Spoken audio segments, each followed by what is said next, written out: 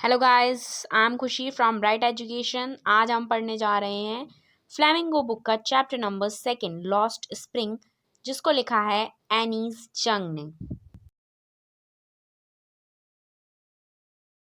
Lost spring, इस story के writer हैं एनीज जंग, जिन्होंने बताया है कि बच्चों का जो टाइम होता है ना, बच्चों का जो टाइम पीरियड होता है वो स्प्रिंग सीजन की तरह होता है।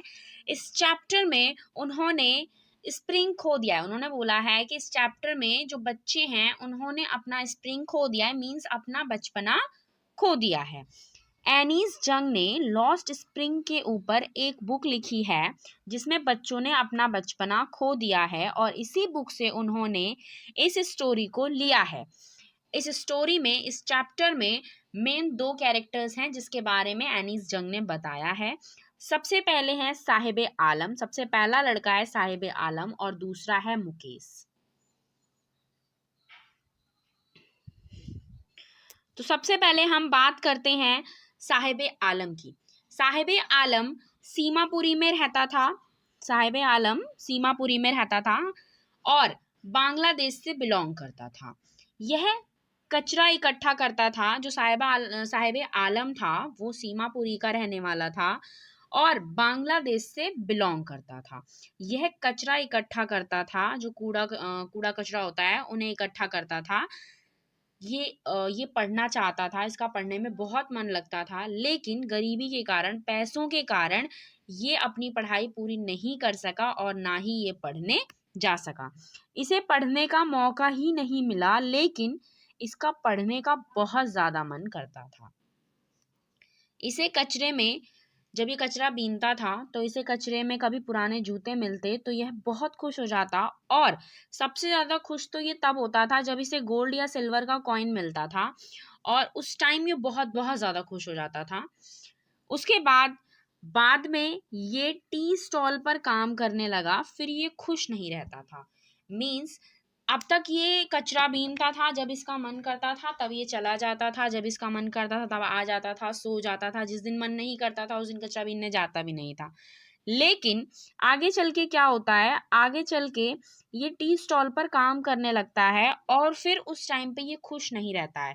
और ये खुश इसलिए नहीं रहता है क्योंकि इसकी फ्रीडम इससे छिन जाती है। इसकी जो आज़ादी होती है कि इसका जब मन करे ये कहीं भी चला जाए, वो आज़ादी इससे छिन जाती है। अब वो फ्रीली नहीं घूम सकता है।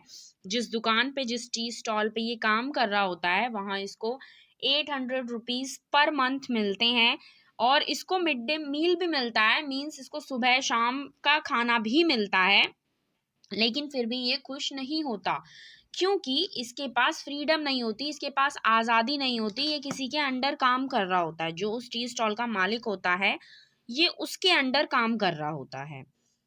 तो अब तक हमने साहिब आलम के कैरेक्टर के बारे में पढ़ा। अब हम आते हैं स्टोरी पे। ये जो कहानी है, ये लॉस्ट स्प्रिंग, जो कि एनीस जंग के द्वारा लिखी गई है, इस कहानी में दो बच्चों के बारे में बताया गया है जिन्होंने अपना बचपन गरीबी के कारण खो दिया है। यह अपना बचपन नहीं जी पाए, यह गरीबी, दरिद्रता का बोझ लेकर चल रहे थे। एनीस जंग जो हैं, जो राइटर हैं एनीस जंग, ये एक इंडियन फीमेल ऑथर जर्नलिस्ट थी और ये राउरकेला में पैदा हुई।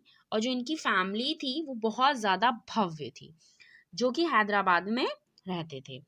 इस पाठ में इन्होंने गरीब बच्चों के बारे में बताया है कि उनकी ज़िंदगी कैसी होती है, वो कितने संकट झेलते हैं, उन्हें क्या क्या परेशानियों का सामना करना पड़ता है, और उनकी ज़िंदगी बहुत ही ज़्यादा दुखदाई होती है। इन बच्चों ने अपना बचपन खो दिया क्योंकि इनके घर की सामाजिक और आर्थिक स्थिति सही नहीं थी। तो अब हम बात करने जा रहे हैं पार्ट 1 साहिब आलम के बारे में।